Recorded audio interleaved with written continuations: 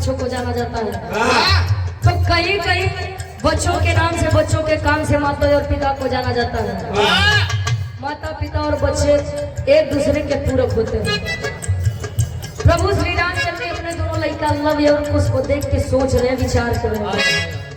आदरणीय सम्मानित स्वर्गीय गुरु हैदर अली गुरु जी गाया करते थे।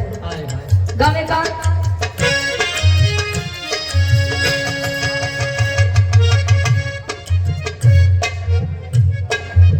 जय भोले स्वीट हाउस माई बिटिया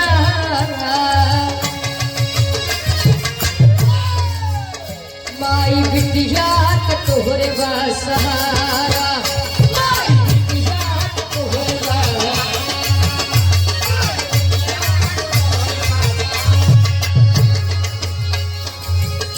गीत संगीत स्वर ले सवारा गीत संगीत स्वर ले सवारा माई बिटिया के तोहरे सहारा।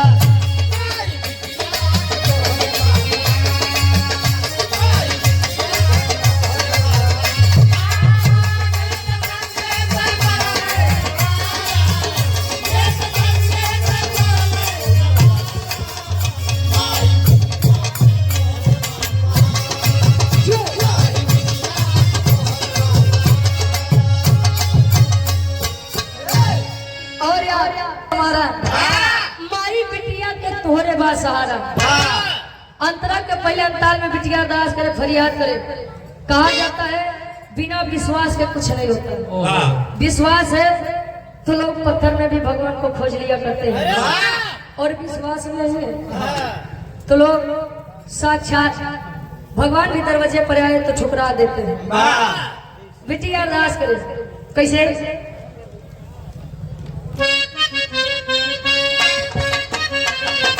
और सम्मान किया हृदय के गाजी आप लाजी मास्टर जी जखनिया गाजीपुर से 200 रुपए देकर सम्मान किया गुरु जी की गोड़ छूटे पहली बार।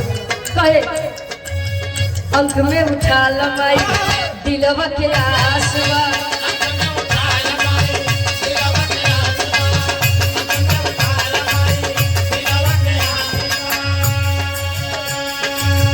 अंक में उठा लमाई दिलवा के आसवा तोरी कबई घुमाई पूरा विश्वास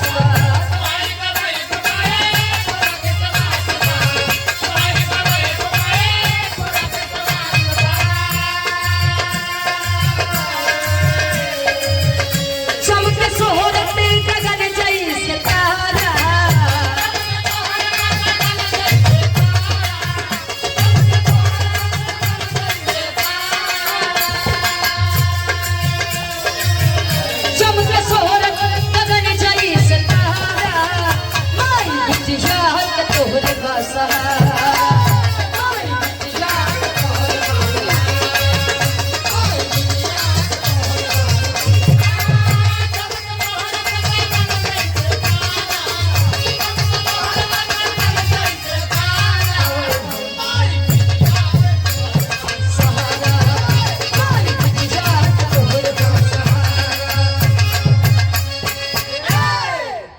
सोहरत गगन जैसे तारा माई बिटिया के तोहरे कहे सामने गुजर जाने पर जन की कदर होती है।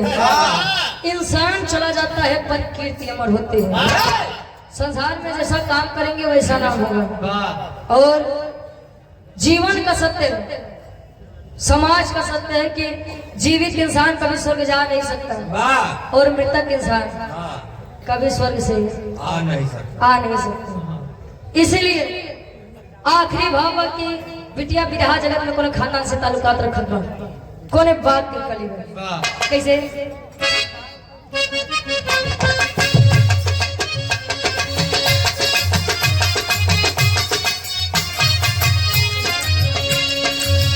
गुरुआ तिहारी लाल हरि सारे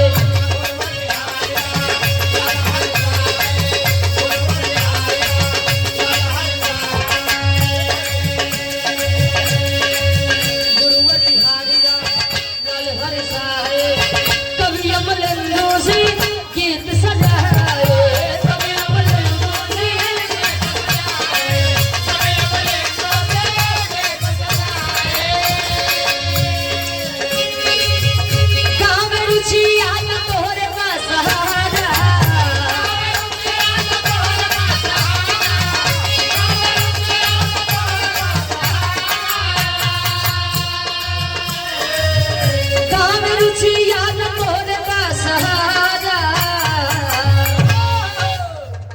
अरे माई महफिल माई महफिल माई महफिल में बिटिया के गुब्बारा माई महफिल में बिटिया के